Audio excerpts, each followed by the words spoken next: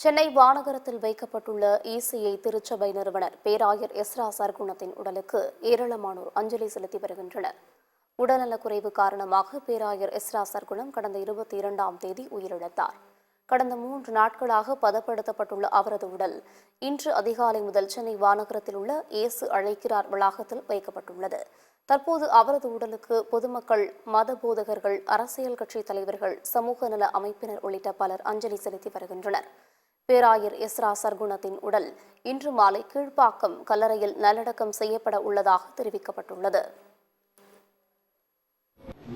இந்த திருச்சபையை அவர்கள் துவக்கி ஏறக்குறைய 65 ஆண்டுகளுக்கு மேலாக இந்த திருச்சபையானது சென்னை முழுவதில் மாத்திரமல்ல, இந்தியாவில் இருக்கிற 21 மாநிலங்களிலே ஏறக்குறைய 11,000 திருச்சபைகளை அவர்கள் ஸ்தாபித்திருக்கிறார்கள். 3 இறையியல் கல்லூரிகள், 10 பைபிள் ஸ்கூல் மாத்திரமல்ல, இந்தியா முழுவதிலும் ஆதிவாசி மக்கள் வாழ்கின்ற பகுதிகளில் எல்லாம் பள்ளிக்கூடங்கள் ஆரம்பிக்கப்பட்டிருக்கிறது.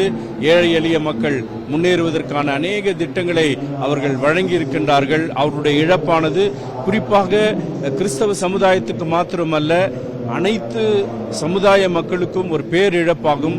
தன்னை முழுவதுமாக சமூக நீதிக்காக தன்னை முழுவதுமாக அர்ப்பணித்துக் கொண்டு அவருடைய வாழ்க்கையானது ஒரு சிறந்த ஒரு வாழ்க்கையாக, ஒரு சிறந்த ஒரு தலைவராக கடவுள் அவர்கள் கொடுத்திருக்கின்றார். அவருடைய இழப்பு அவருடைய குடும்பத்திற்கு மாத்திரமல்ல, இந்திய சுவிசேஷ திருச்சபைக்கு மாத்திரமல்ல, சமூக நீதியால் ஈர்க்கப்பட்டிருக்கிற ஒவ்வொருவருக்கும் அது ஒரு பெரிய இழப்பாக நாங்கள் கருதுகிறோம்.